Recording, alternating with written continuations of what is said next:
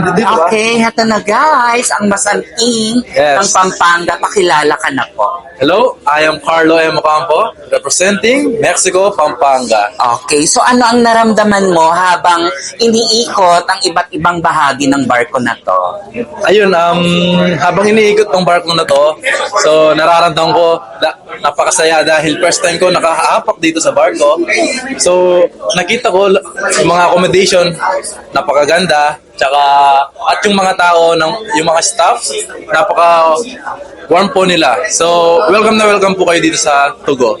Okay, kung bibigyan ka ng pagkakataong bumiyahe rito, saan mo gustong pumunta at bakit?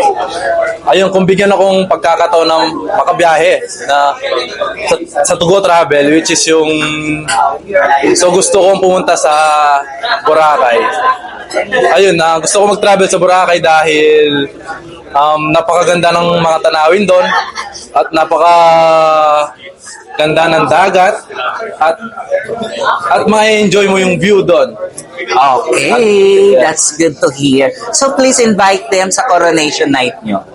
Ayun, invite ko kayo sa coronation sa Palacio de Manila. Ay, sorry po. Go. Ayun, ang coronation po is August 2 sa Palacio de Manila. Okay. Thank you. And good luck.